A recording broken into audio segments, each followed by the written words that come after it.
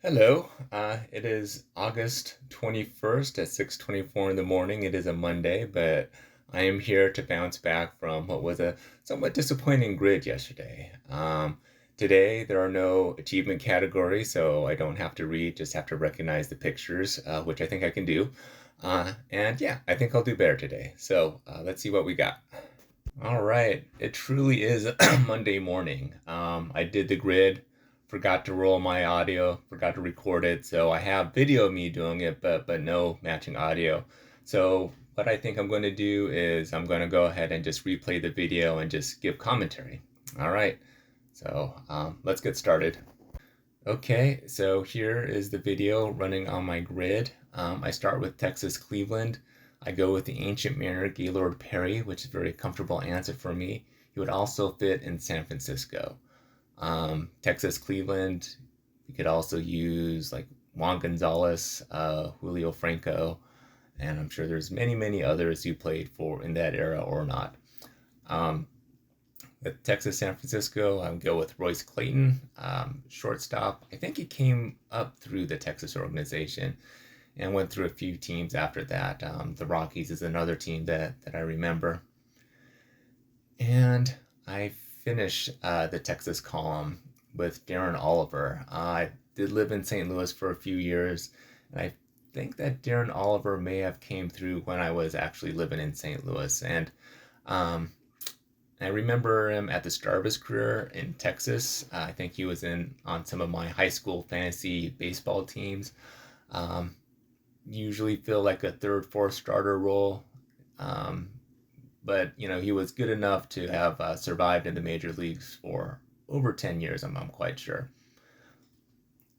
So there we have Darren Oliver. Okay.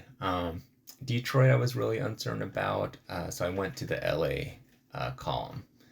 And who do I start with? I guess I start with San Francisco. That's right. So in our prior grid, that included Minnesota and either LA or San Francisco. I can't remember which one.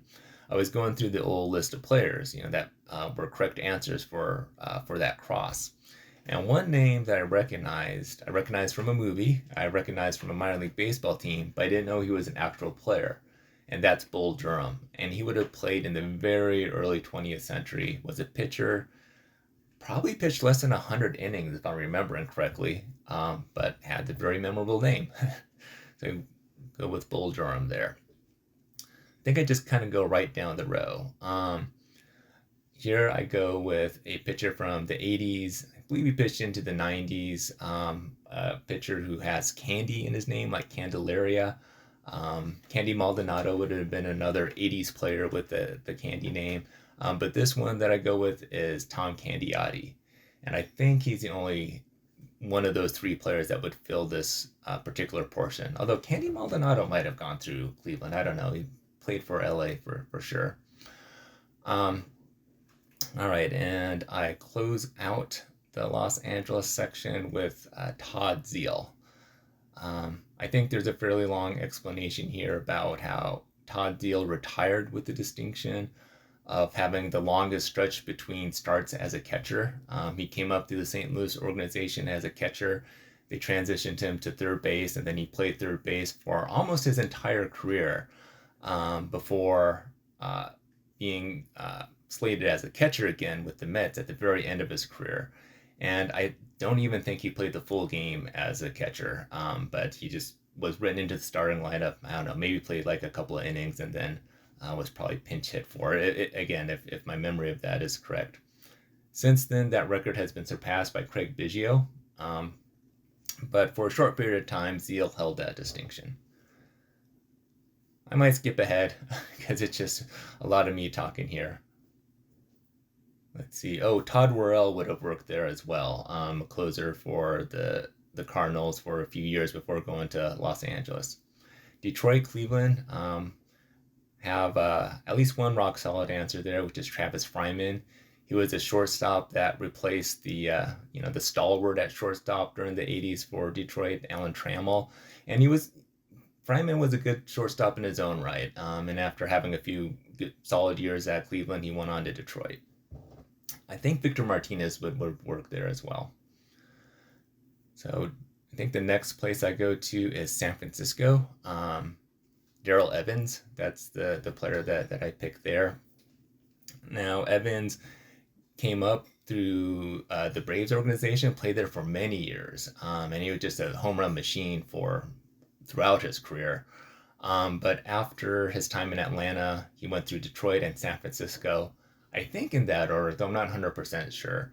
But he did go through Detroit, I believe, during the World Series year on a team that had Whitaker, Trammell, Jack Morris, and the catcher Lance Parrish, Kirk Gibson.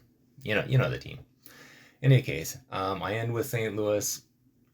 I'm weighing between Darnell Coles and Fernando Rodney. I know both played for Detroit, a little less certain about St. Louis, and both were well traveled.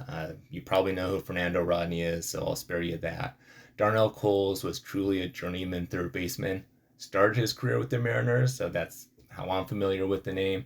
And I was surprised to learn how many teams he played for after the M's. I just kind of assumed that he washed out a few years afterwards, but yeah, he hung around for a while. Probably played for about 7 or so teams.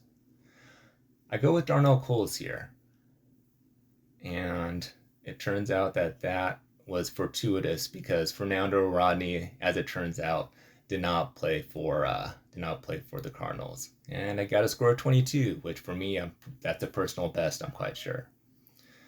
All right, well, that was my grid for the day. I hope your grid was immaculate as well.